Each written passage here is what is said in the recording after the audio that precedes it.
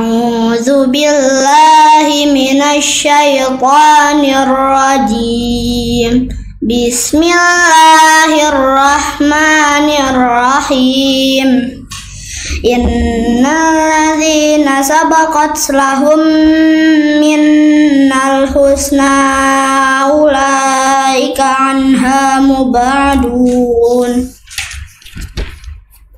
لا يسمعون حسيسها وهم فيما اشتهت أنفسهم خالدون لا يحزنهم الفزع الأكبر وتتلقاهم الملائكة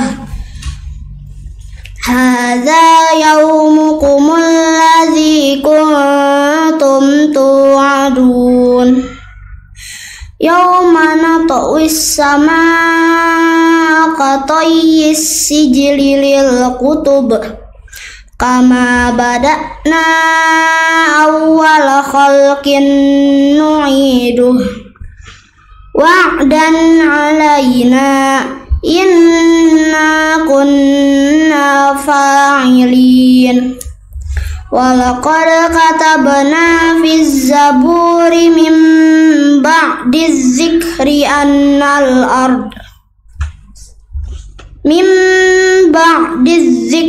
أن الأرض يرثها عبادي الصالحون Sadaqallahul azim. Bismillahirrahmanirrahim. Assalamualaikum warahmatullahi wabarakatuh. Alhamdulillahirabbil alamin. Assalatu wassalamu ala asrofil anbiya'i wal mursalin wa ala alihi wasahbihi ajmain. Amma ba'du. Puji dan syukur marilah kita panjatkan kehadirat Allah Subhanahu wa taala yang telah memberikan kita begitu banyak nikmat sehat, nikmat iman, sehingga dalam kesempatan ini bisa dapat hadir untuk membacakan atau berkisah mengenai Usama bin Zaid, seorang panglima perang termuda. Bagaimana kabarnya teman-teman hari ini? Semoga semua dalam keadaan sehat dan bersemangat berpuasanya. Usama bin Zaid merupakan salah satu sahabat Nabi Muhammad SAW yang sangat dikasihi. Beliau merupakan anak dari Zaid bin Haritsah, pelayan yang lantas diangkat anak oleh Rasulullah SAW. Usama lahir di lingkungan Nabi dan masuk Islam semenjak belia. Nabi begitu sayang terhadap Usama. Tidak jarang Rasulullah SAW memangku Usama bersama dua cucu kesayangannya, Sayyidina Hasan dan Husain. Nabi bahkan menyayangi Usama bin Zaid sebanding dengan cucu kesayangannya, Hasan dan Husain bin Ali. Satu ketika, sebagai bukti sayangnya kepada Usama, Nabi berdoa, "Ya Allah, sayangilah mereka karena aku menyayangi mereka. Ya Allah, cintailah mereka karena aku mencintai mereka." Lantaran terlahir dan tumbuh di lingkungan Nabi, Usama memperlihatkan bakat kepemimpinannya. Ketika usia Usama beranjak dewasa, Nabi Muhammad SAW menunjuk menjadi panglima perang yang memimpin pasukan umat Islam melawan Romawi Timur. Merujuk pada buku Perang Muhammad, kisah perjuangan dan pertempuran Rasulullah, kejadian ini terjadi pada awal bulan Syafar tahun ke-11 Hijriah atau saat Usama berusia 17 tahun. Penyerangan tersebut dimaksudkan sebagai bentuk pertahanan agar Romawi Timur tidak lagi menyerang Madinah. Penunjukan itu membuat Usama menjadi panglima perang termuda dalam sejarah Islam. Sebagian sahabat keberatan sekali dengan penunjukan Usama tersebut. Mereka berpikir bahwa Usama masih terlalu muda untuk memimpin tugas berat tersebut. Masih ada pembesar kaum Muhajirin dan Ansor yang lebih layak menempati posisi tersebut. Rasulullah SAW kemudian mendatangi mereka yang meragukan Usama.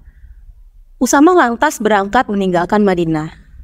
Ketika tiba di Jurf, sebuah wilayah yang jaraknya sekitar 1 farsak dari Madinah, ia menghentikan pasukannya dan mendirikan kemah setelah mendengar kondisi kesehatan Nabi Muhammad SAW memburuk.